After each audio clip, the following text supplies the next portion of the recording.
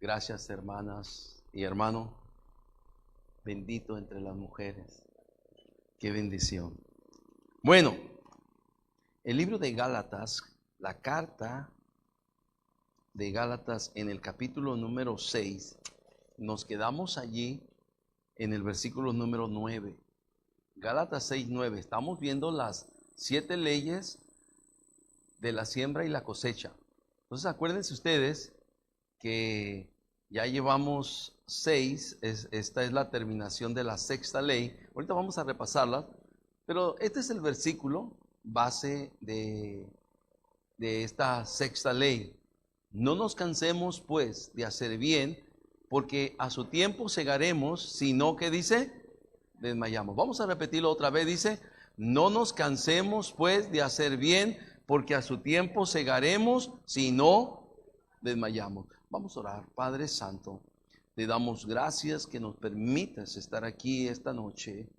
Gracias por traernos con bien y ahora vamos, Señor, a meternos en tu palabra y oramos, Señor, por tu ayuda divina para la enseñanza y la predicación de tu palabra esta noche.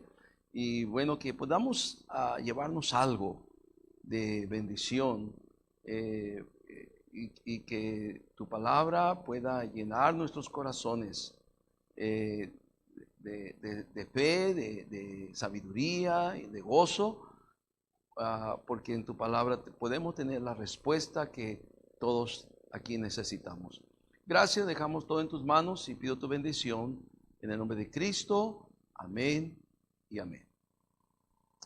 Bueno, ¿cuántos dicen amén? Gracias, hermanos. El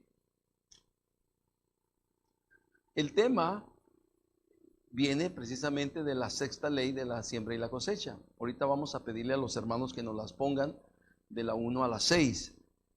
¿Qué hacer mientras perseveramos en hacer el bien, en sembrar la buena semilla?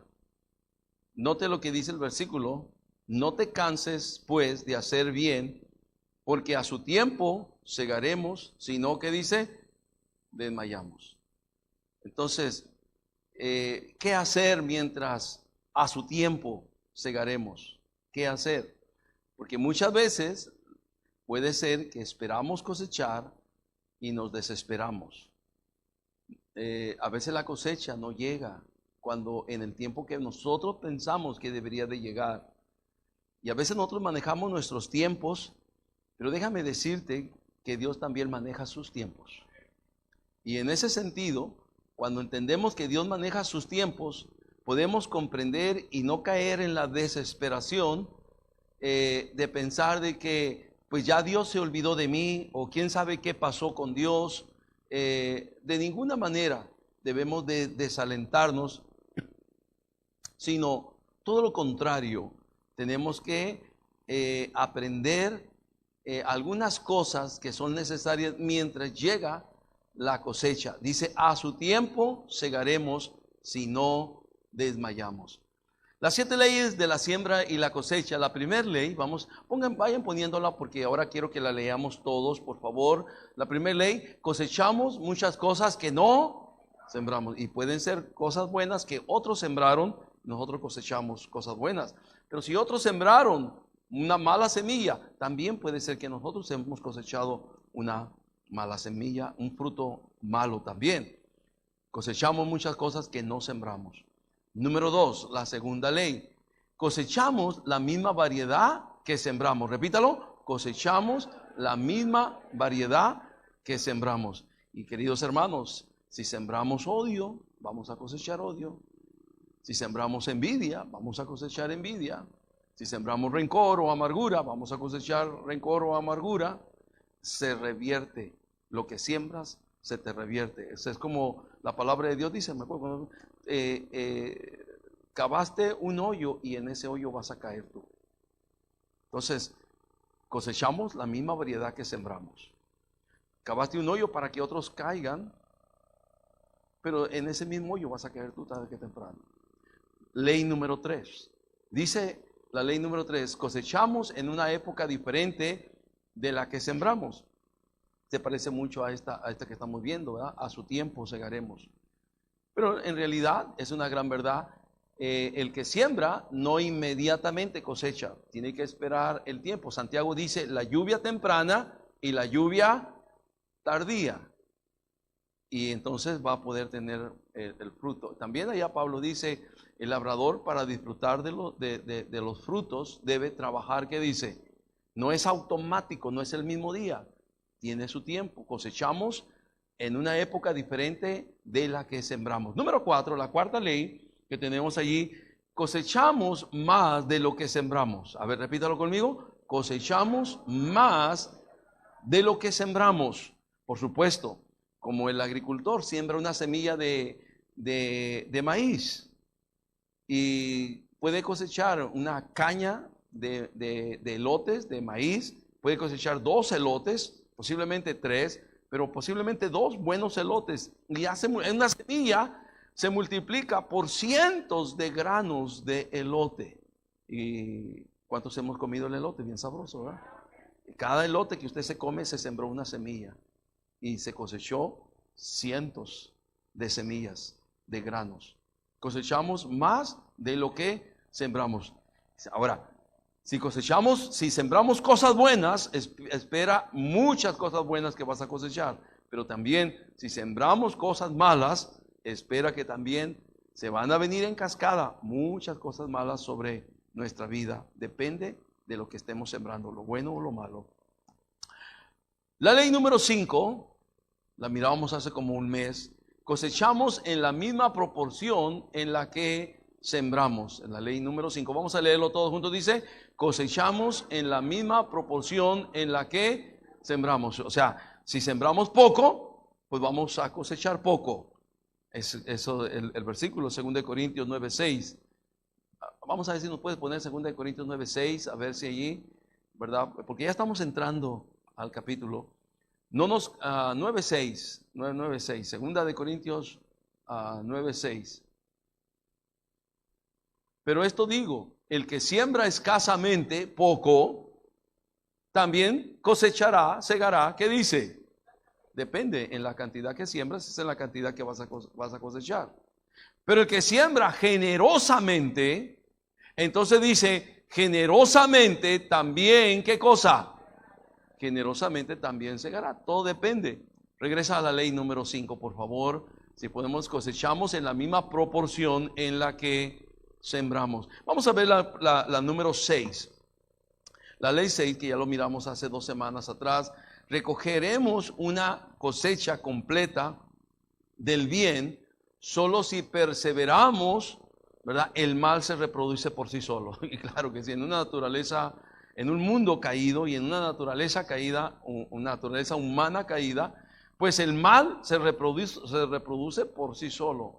Y hoy en día, este mundo está tan lleno de tanta maldad, tanta crueldad, tanta perversidad de todo tipo, y uno se queda espantado. Yo recuerdo a este periodista de Ciro Gómez Leiva que decía en su noticiero, ¿qué diablos está pasando en México? Esa es la expresión que él decía cuando notaba una noticia cruel, perversa, y nomás él decía, ¿qué diablos está pasando en México? Bueno, la maldad se multiplica sola.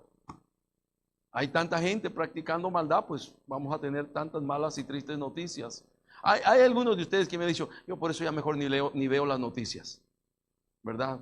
Bueno, a mí sí me gusta verlas todavía, aunque veo muchas cosas y digo, wow, qué mal está este mundo. Pero nosotros, como creyentes, recogeremos una cosecha completa del bien solo si perseveramos. Note lo que dice el versículo de Gálatas 6:9. No nos cansemos pues de hacer bien. No te canses, no te desalientes, no te desanimes de hacer el bien, porque a su tiempo, eso habla perseverar. Tú sigue perseverando, sigue sembrando buenas semillas, sigue sembrando buenas cosas, sigue haciendo el bien a todos, mayormente a los de la familia de la fe, como dice aquí. Sigue haciendo lo bueno, porque a su tiempo vas a segar, a su tiempo vas a cosechar. Si no, ¿qué dice? Desmayamos. Y esto de desmayar es como si no tiras la toalla, si no dejas las cosas a la mitad del camino, no te sales de la carrera a la mitad del camino. ¿verdad? Entonces, qué importante es el hecho de que empiezas a hacer algo bueno, sigue. A su tiempo vas a cosechar porque de esa cosa buena, pero tienes que perseverar. Y la enseñanza viene precisamente esta noche, viene de este tema de perseveramos. Recogeremos una cosecha completa del bien solo si perseveramos. Entonces, ¿qué hacer mientras perseveramos en hacer el bien, en sembrar la buena semilla, en hacer cosas? ¿Qué hacer? ¿Qué estar haciendo para no cansarnos, para no desmayar, para no tirar la toalla, para no rendirnos? ¿Qué hacer? Bueno, en la vida, queridos hermanos, pasamos por muchas circunstancias de diferente tipo. Todos en alguna manera. Si tú no has pasado algo tan complicado, tan difícil, no te preocupes, tarde que temprano va a llegar. No quisiera desalentarte, pero tarde que temprano va a llegar.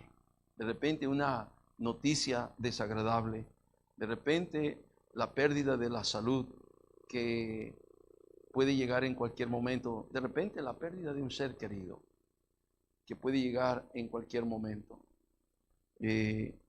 Los hermanos Sánchez Pacheco, el domingo por la mañana recibieron la noticia del fallecimiento de su tía. Cuando estaban contentos, a gusto, aquí en la iglesia, en el servicio, de repente una noticia así, de repente tener que ir y regresar a casa y encontrarse con esta situación complicada y todo esto.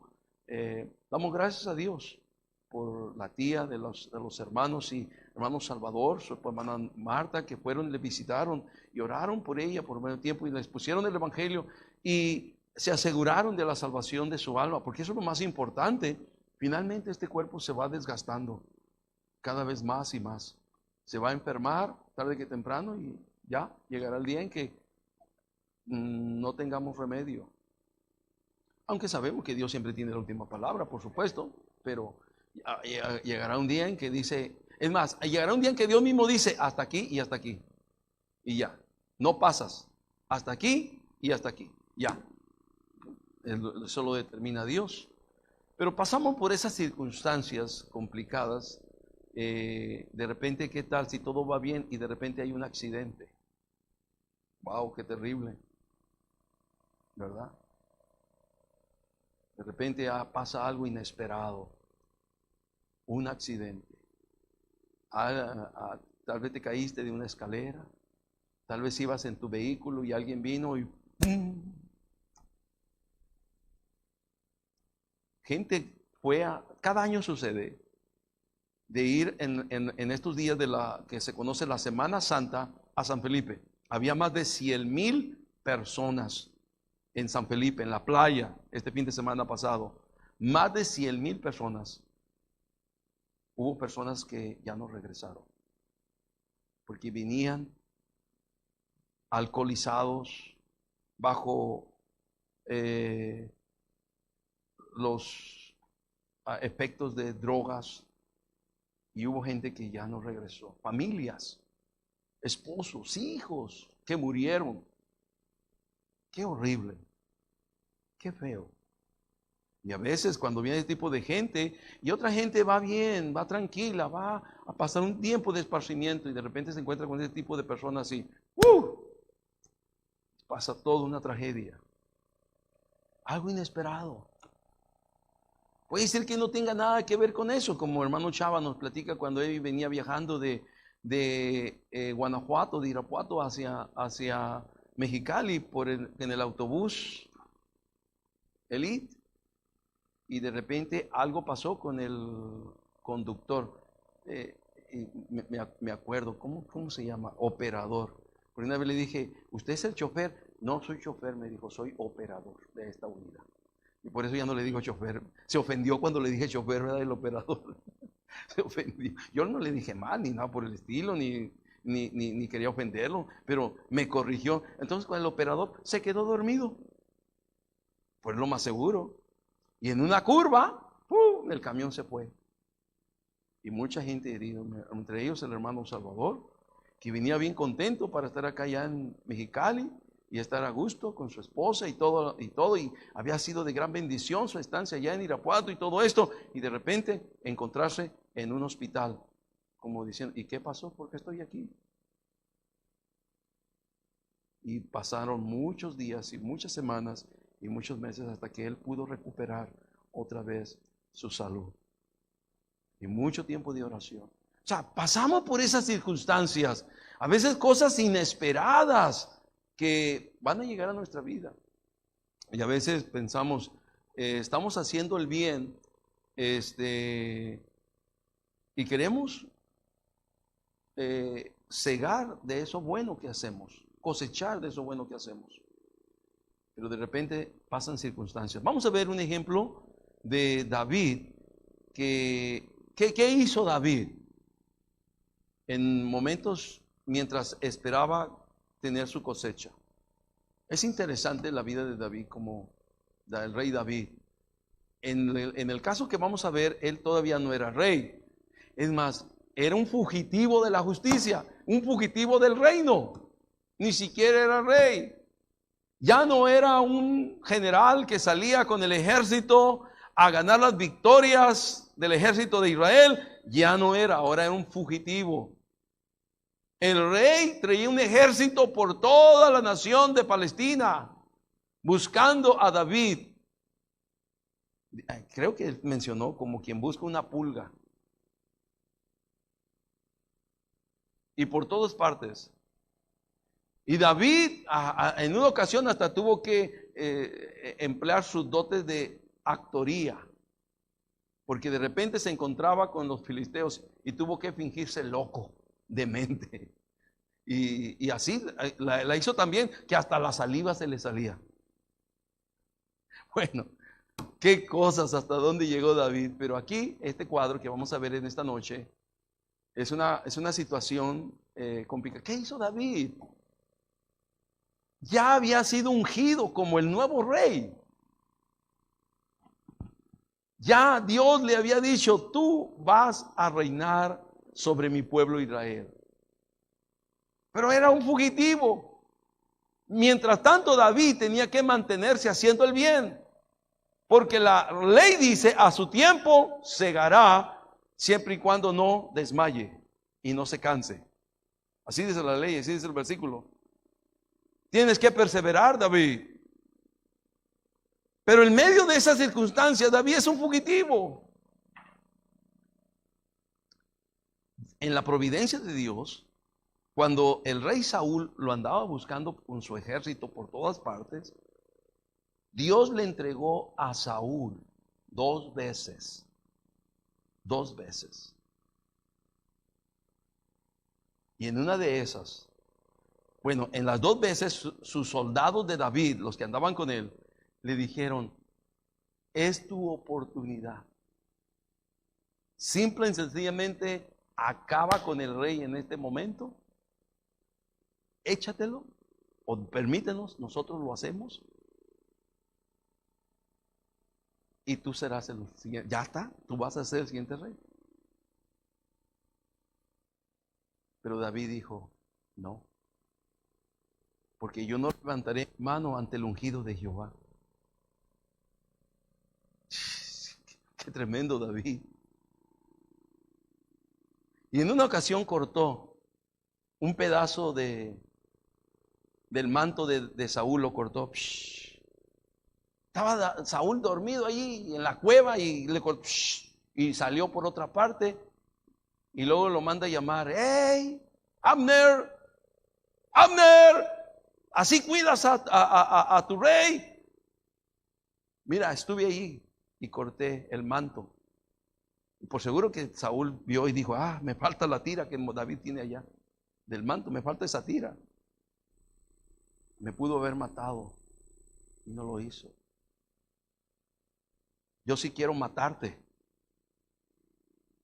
Y no te he podido agarrar, dijo el rey. Tú me pudiste, yo estaba en tus manos, me pudiste haber matado y no lo hiciste. Y no lo hiciste. porque no levantaré mi mano ante el ungido de Jehová. Qué tremenda. Y la otra vez igual. O sea, 2 ocasiones lo tuvo para acabarlo y no lo hizo. Lo que quiere decir, David, no te canses de hacer el bien, porque es a su tiempo. ¿A su qué? Perseverando, que vas a cosechar. Un día tú vas a ser rey de toda la nación de Israel. Recuerden que primeramente fue rey sobre Judá, y luego después fue rey, ¿qué? 7 años, 8 años, fue rey en Hebrón, y luego después 32, 33 años fue rey en Jerusalén, 40 años ya de rey, el rey David. Pero ahora es un fugitivo. Vamos a ver allí en el libro de 1 de Samuel, capítulo número 30, y debí de haber buscado las otras que le estoy contando, pero 1 de Samuel, capítulo 30, versículo 1 al 6. Si ya lo tiene, dígame amén. 1 de Samuel, capítulo 30, versículo 1 al 6. ¿Está ahí conmigo, sí o no? Número 1 dice: cuando David y sus hombres, recuerda, David tenía un ejército, ay Dios mío, unos cuantos hombres, no, cientos de hombres, pero todos eran hombres endeudados, mendigos, pobres, amargados de espíritu. Ese era el ejército de David.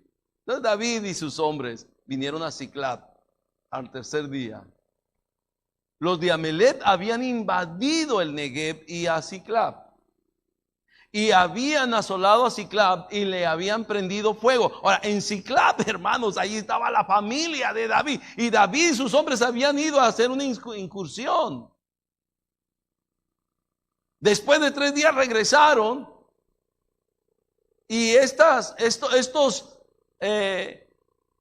amalecitas invadieron donde estaba la familia de David. Las familias de todos los hombres de David ahí estaban, sus hijos, sus esposas. Dice, y se habían llevado cautivas las mujeres y a todos los que estaban allí, desde el menor hasta el mayor. ¿Te imaginas? Pero a nadie había dado muerte, a nadie habían dado muerte, por lo menos se la llevaron cautivos,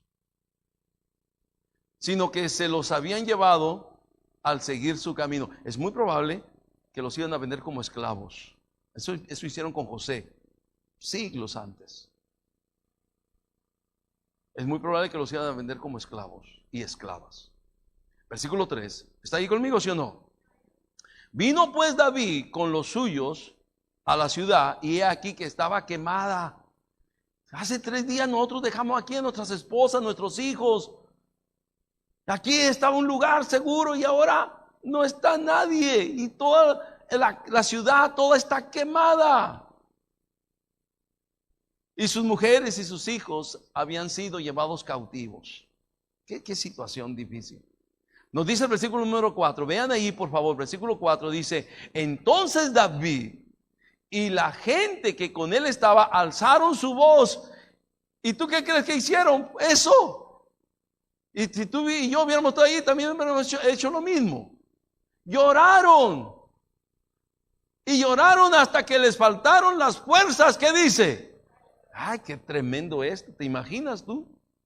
¿Se imagina usted, mi hermano, mi hermana, tener este cuadro tan complicado? Ellos habían dejado a sus familias seguras allí. 3 días después regresan, no hay nadie, está todo quemado, sin saber nada, ni cómo, ni dónde, ni a dónde ir, qué pasó con ellos. Y lloraron hasta que les faltaron las fuerzas. ¿No te imaginas un lloradero? 400 hombres llorando. Qué tremendo, ¿no? Y quién sabe cuántos más. Versículo 5. Las 2 mujeres de David, Ahinoam jezreelita y Abigail, la que fue mujer de Nabal, el de Carmel, también eran cautivas. También a David también estaba sufriendo por esto. Ahora, donde queremos llegar es al versículo 6. Ahí está el cuadro pintado, pero el versículo 6 nos da a donde queremos llegar. ¿Está ahí conmigo? Dice: y David se angustió mucho. Wow. No solamente estaban llorando, ahora estaba angustiado mucho. Pero estaba angustiado, dice, porque el pueblo hablaba de apedrearlo. Ahora, David, por tu culpa, porque nos llevaste a donde no debiste haber ido, dejamos aquí desamparada a nuestra gente. Y algunos dicen, mereces que te apedreemos. El pueblo hablaba de apedrearlo. Pues todo el pueblo estaba ya, no solamente angustiado ni llorando, estaba en amargura de alma. ¿Tú te das cuenta cómo va? Llorando, angustia, amargura de alma. Y todo esto, cada uno por sus hijos y por sus hijas. Ahora nota, en este cuadro, ¿qué hizo David? ¿Está ahí conmigo? ¿Qué hizo David? ¿Qué hizo David? Mas David se fortalecía en Jehová. Dígalo otra vez. Mas David se fortalecía. Dígalo otra vez. Mas David. ¿Y qué es la primera cosa que debemos de hacer mientras esperamos la cosecha? Porque estamos haciendo bien. David había perdonado 2 veces a Saúl ya. Había hecho bien. Pero no era rey. Era un fugitivo, seguía siendo un fugitivo. Ahora su familia está cautiva. Sus hombres están todos allí angustiados, llorando, con amargura de alma. Están hablando de apedrear a David. David está angustiado mucho. Pero hay una cosa que hizo David. En medio de todas esas circunstancias, David se fortaleció en Jehová, su Dios. Como diciendo, Señor, yo no sé cómo voy a pasar esta, ni cómo me vas a sacar, pero ese no es mi problema, ese es tu problema. Tú me vas a sacar de esta. Yo voy a depender en ti, yo voy a confiar en ti. Yo solamente me voy a poner en tus manos. Tú eres mi Dios. Por eso me gusta la frase, Jehová su Dios. Hay muchos que le piden a Dios un favor sin que Dios sea su Dios. Por eso David decía, Jehová es mi pastor. No lo decía en término plural o general, Jehová es nuestro pastor. No, es mi pastor, personal. David se fortalecía en Jehová su Dios. Qué emocionante. Fortaleza de lo alto. En medio de circunstancias así, mientras perseverar, mientras viene la cosecha, viene la siega, viene el tiempo en que David será coronado como rey, pero todavía no llega, falta mucho tiempo todavía. Está esperando el tiempo. Aunque está en un cuadro muy difícil, David echa mano de la fortaleza en Dios. Recuerden ustedes, por ejemplo, del Salmo 27.1. ¿Qué dice el Salmo 27.1?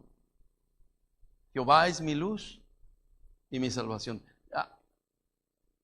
Yo sé que están dormidos ya allá arriba, pero bueno. Jehová es mi luz y mi salvación. ¿De quién temeré? Lea la siguiente frase, dice, Jehová es la fortaleza de mi vida. ¿De quién he de atemorizarme? Jehová es la fortaleza de mi vida. Wow. Mas David se fortalecía en Jehová su Dios. La fortaleza. El versículo 2 dice, cuando se juntaron contra mí, ponga el versículo 2, cuando se juntaron contra mí los malignos, mis angustiadores, mis enemigos para comer mis carnes, ellos tropezaron y cayeron. Versículo número 3, aunque un ejército acampe contra mí, no temerá mi corazón, aunque contra mí se levante guerra, ahí está, yo estaré porque estoy fortalecido en Dios. Jehová es mi fortaleza. Entonces, mientras viene el tiempo de la cosecha, querido hermano, y que vas a cegar, porque es la promesa, tú tienes que perseverar. Y en este tiempo de perseverar, no desmayar, no te canses de hacer el bien, sigue haciendo el bien, no desmayes, no desistas, no tires la toalla, pero fortalécete en el Señor. Fortalécete en el Señor. Fortalécete en el Señor. Fortalécete en el Señor.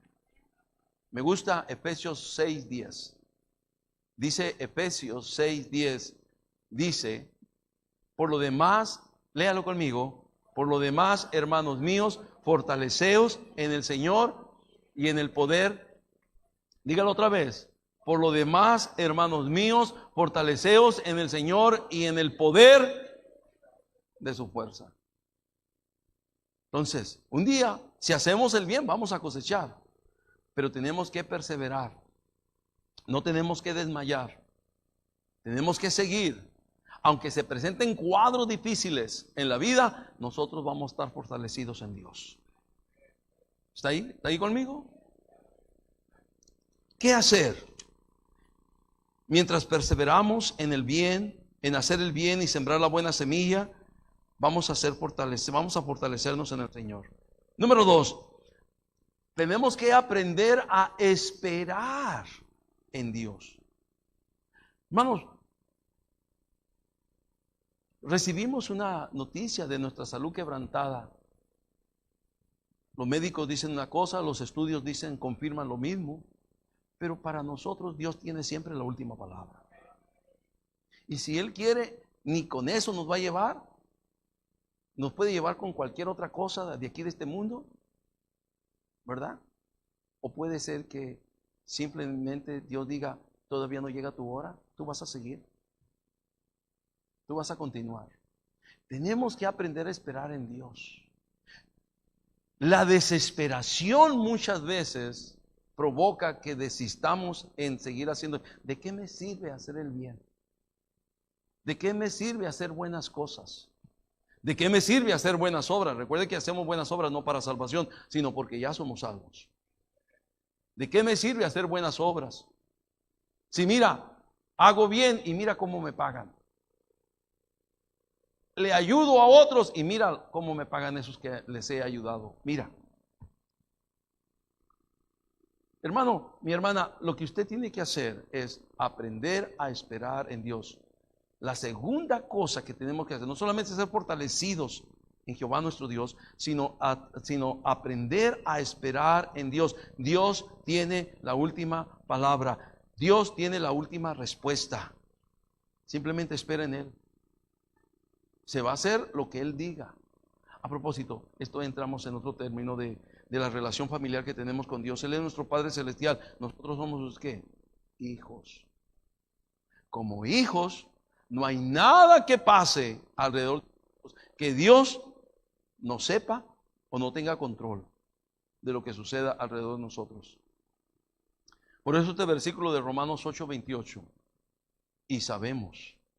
Romanos 8, qué interesante. Dice, y sabemos, no dice ignoramos. Y sabemos que a los que aman a Dios, todas las cosas les ayudan. ¿Qué dice? A veces cosas no son buenas, pero dice, yo no entiendo por qué permites que yo pase por esto, Señor, pero dice aquí que me va a ayudar para bien. Ni siquiera sé en qué manera tú puedes cambiar esto para que sea para bien. Todas las cosas les ayudan a bien. Esto es a los que conforme a su propósito son, ¿qué dice? Y esto entramos en la soberanía de Dios.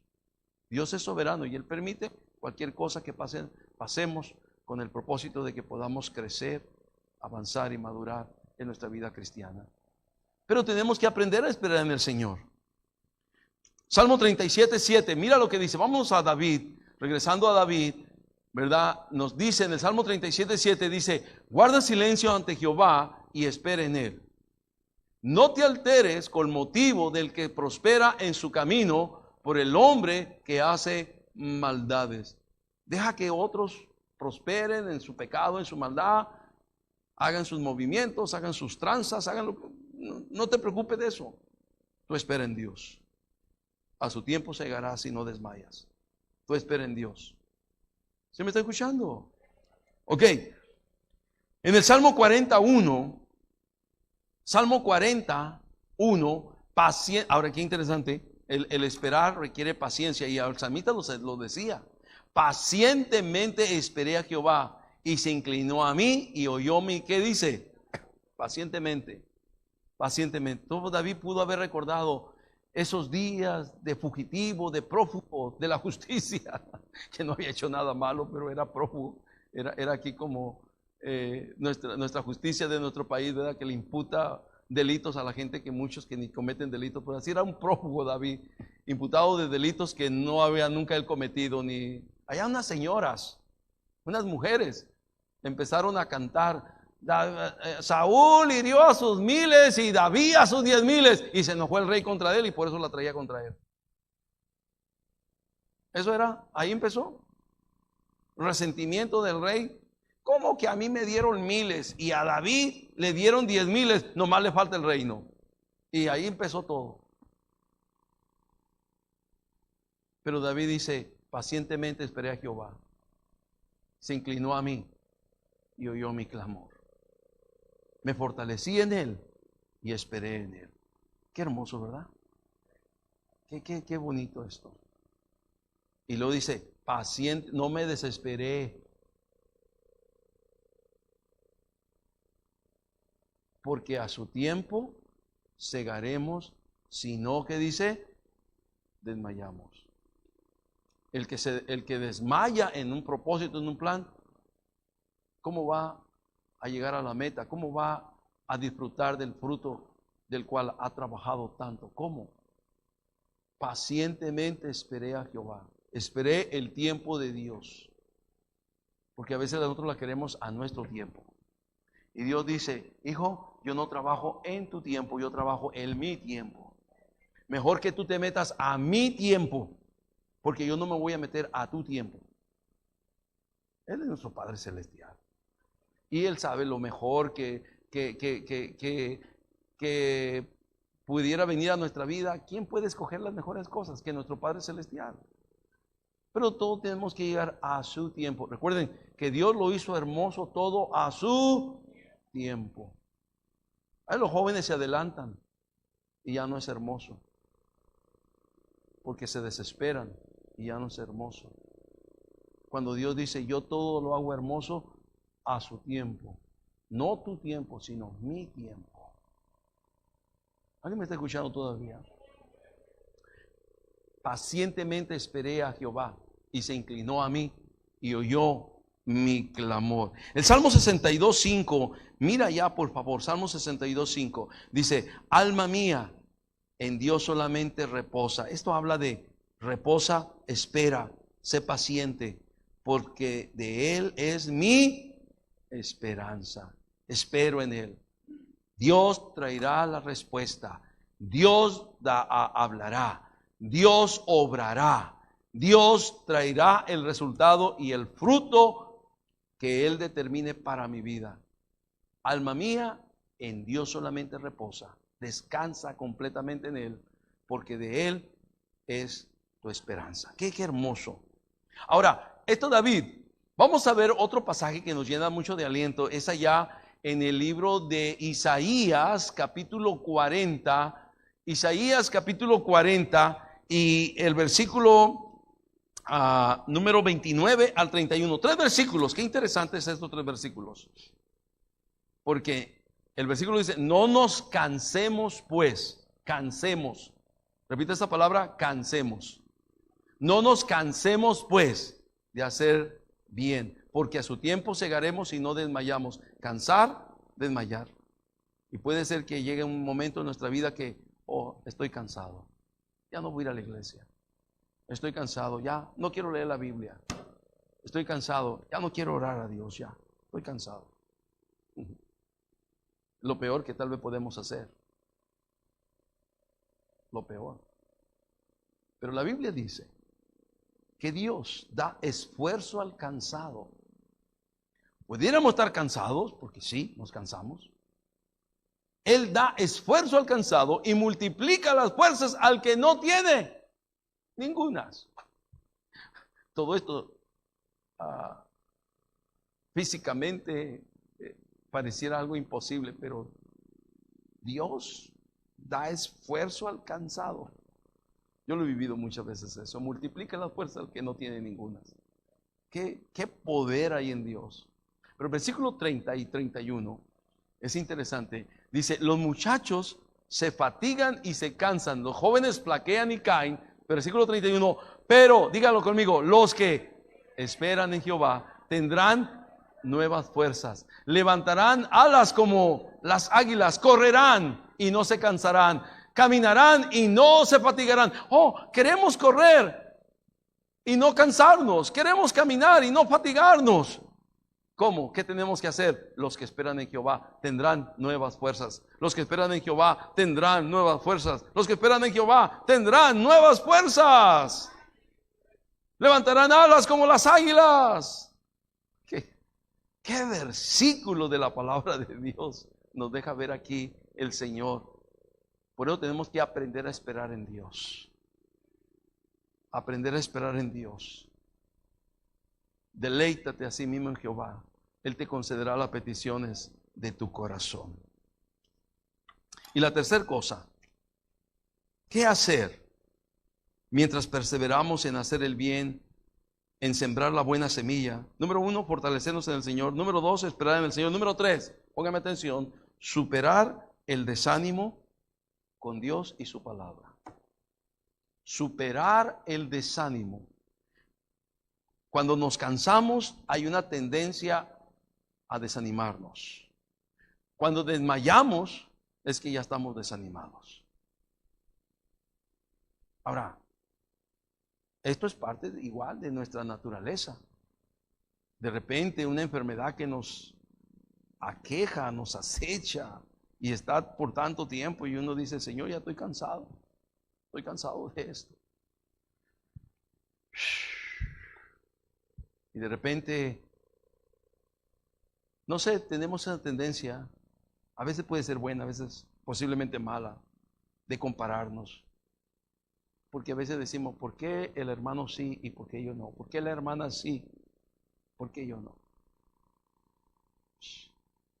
Y todavía más puede ser que nos desalentemos, nos cansemos, desmayamos, nos desanimamos. Y el diablo sabe trabajar el desaliento. ¿Sabes quién trabaja entonces en el cansancio y cuando desmayamos en el desánimo? ¿Sabes? El diablo es el experto en eso. Él es el experto en eso, en el desaliento. Por eso la Biblia contrapone el hecho del desánimo a cómo deberemos de sentirnos cuando pasamos por dificultades. En vez de estar desanimados, eso hay una posición bíblica que la contrapone, o sea, otra cosa muy diferente. Pero a veces no lo vemos así. Pero la Biblia lo ve así. En Santiago 1:2. Vean Santiago 1:2. Lo que dice aquí la palabra de Dios dice: hermanos míos, tened por sumo gozo cuando os halléis, ¿qué dice? Y parece paradójico ese asunto aquí. ¿Cómo voy a tener gozo? Y no solamente gozo, sino sumo gozo. Es algo, un gozo muy profundo, muy grande. Cuando me halle en diversas pruebas, dificultades, problemas, enfermedad. ¿Cómo Dios dice que debo de estar contento? Bueno, estamos contentos cuando celebramos una conferencia como la que acabamos de tener. Estamos contentos cuando celebramos un cumpleaños. Estamos contentos cuando celebramos una boda. Hay muchas razones para estar contentos. Pero cuando estamos en diversas pruebas y dificultades, y a veces tristes y desagradables noticias, ¿cómo podemos tener sumo gozo? Bueno, tenemos que tratar de contrarrestar el desaliento y el desánimo con Dios y con su palabra. Y su palabra dice que debemos tener sumo gozo. Pastor, ¿cómo? ¿Quién lo vivió? ¿Quién lo vivió? Bueno, puedo recordar 2 ejemplos. Y en los dos, uno en particular, está en los 2 ejemplos. ¿Cuántos recuerdan aquí la historia de Hechos capítulo 16? Con Pablo y Silas, que por haber liberado a una muchacha que tenía un espíritu de adivinación, un demonio, y lo liberaron, y entonces los dueños de esa esclava los acusaron porque ya no iban a tener el espíritu que adivinaba y que les daba ganancia, ya no lo iban a tener disponible. Entonces los acusaron a los apóstoles, a los misioneros, y los llevaron a la cárcel y los azotaron. Les dieron su calentadita y no había PGR ni fiscalía. Les dieron su buena calentada y los azotaron. Y dice la Biblia que los metieron al calabozo y todavía los enfierraron. Los ataron a cadenas y los pies los grillos. Y dice que Pablo y Silas a medianoche, en ese calabozo frío, húmedo, atados en cadenas, con los ardores en la espalda, de los latigazos, de los azotes, dice que ellos estaban cantando himnos al Señor. Ese es sumo gozo. Por encima de esa circunstancia está Dios, en el cual nos fortalecemos y en el cual esperamos. Confiamos en su palabra. Fuimos maltratados injustamente, indebidamente. Pero aquí estamos cantándole a Dios. Ese testimonio fue lo que ocasionó que todos los presos y el carcelero principalmente escuchó el evangelio y se convirtió al Señor. Él y toda su familia esa noche allí en la prisión se convirtió al Señor por ese testimonio. Entonces, cuando tú y yo aprendemos a recibir las circunstancias difíciles de una manera en que sabemos que Dios es soberano y que Él tiene control de todo y Él sabe por qué permite eso en nuestra vida, y simplemente nos gozamos, Señor, pero tú sabes. Yo estoy contento contigo, tú eres mi fortaleza, tú eres la fortaleza de mi vida. Yo voy a esperar en ti en todo tiempo. No me voy a desanimar, no me voy a desalentar, no me voy a cansar, no voy a desmayar, porque mi fe depende de ti. ¿Alguien está escuchando todavía? Ya es noche. Déjenme terminar. El otro ejemplo tiene que ver con Pablo, el apóstol Pablo. Él escribe varias cartas desde la prisión, está en Roma. Lo que podemos deducir es que duró 2 años en la cárcel en Roma y luego 1 año todavía en una casa fuera, todavía bajo custodia del Imperio Romano. 3 años en la cárcel. Pero y de esa cárcel escribió cartas como Primera, Segunda de Timoteo, pero una carta particularmente, la carta de Filipenses. Y cuando tú lees Filipenses, se ha considerado la carta de Filipenses como la carta de gozo. Como alguien que está en la cárcel, injustamente acusado y encarcelado, está hablando de gozo, está hablando de alegría.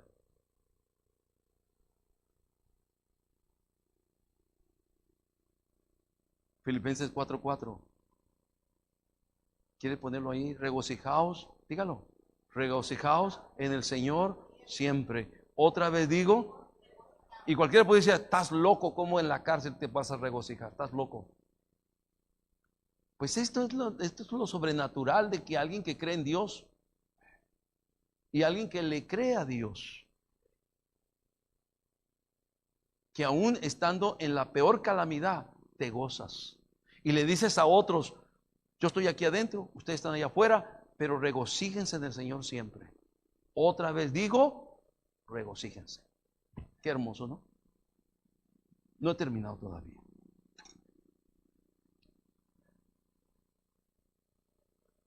Ay, déjenme leerle algo aquí que tengo por aquí.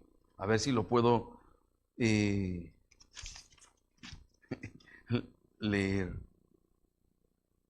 Déjenme. El desánimo, póngame atención, sin duda es una de las armas favoritas del diablo. Cuando el cristiano llega a un punto de ser desanimado, qué difícil es a veces superar el desánimo. Es obra de Satanás intentar derrotarnos y desanimarnos. Él sabe que no puede separar del amor de Dios, del amor de Cristo, pero sí tratará de impedir que vivamos vidas victoriosamente en Cristo. Entonces, en una ocasión se publicó la siguiente ilustración. Ponga atención. Dice, hubo un aviso que decía que el diablo estaba poniendo sus herramientas en venta. El diablo estaba poniendo sus herramientas en venta. El día de la venta se exhibieron las herramientas para que el público las inspeccionara, y cada una tenía marcada el precio de venta. Había un montón de implementos traicioneros, como el odio, la envidia, los celos, el engaño, la mentira, el orgullo, etcétera, etcétera, etcétera. Todo eso era parte de ese equipo diabólico. Pero aislada, a un lado de las demás herramientas, había otra herramienta que aparentaba ser inofensiva, muy gastada, pero con un precio muy alto. ¿Cómo se llama esa herramienta?, preguntó uno de los compradores señalándola. Le contestó el diablo, esa es el desánimo. Contestó consistentemente el diablo. ¿Por qué tiene un precio tan alto? Porque es más útil que las otras. Yo puedo, dice, abrir y entrar en el corazón de la persona con esta, cuando las otras herramientas no puedo acercarme o han fallado. Una vez que entro, puedo hacer que esa persona haga lo que yo quiero. Está muy gastada, porque la utilizo casi con todos, dado que pocas personas saben que me pertenece. El precio para el desánimo era tan alto que nunca se vendió. Todavía la tiene el diablo. Todavía es una herramienta del diablo y la utiliza hoy contra el pueblo de Dios. ¿Qué hacer contra el desánimo? ¿Cómo contrarrestarlo? ¿Cómo vencerlo? Como hemos dicho, con Dios y su palabra. No nos cansemos pues de hacer el bien, porque a su tiempo segaremos si no desmayamos. En el Hebreos capítulo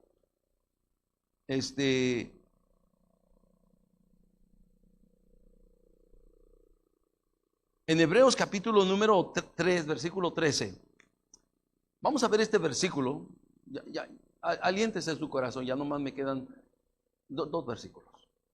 Iba a decir 12, pero mejor 2. Antes, exhortaos los unos a los otros cada día, entre tanto que se dice hoy, para que ninguno de vosotros se endurezca por el engaño del pecado. Ninguno de nosotros se endurezca por el engaño del pecado.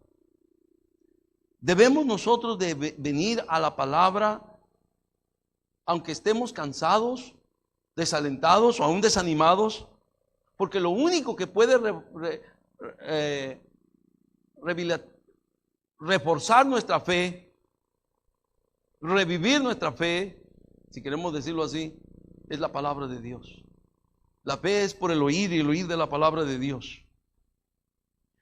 Dice Hebreos 10:24, y terminamos aquí, este versículo: considerémonos unos a otros para estimularnos al amor y a las buenas obras. Y esta parte donde dice consideremos unos a otros para estimularnos, lo que está diciendo habla sobre la importancia de animarnos unos a otros. No sé, creo que hace poco fue que el hermano Chava habló, y creo que fue, no sé si fue aquí o la hombre de oración, acerca de compartir. Compárteme tu necesidad.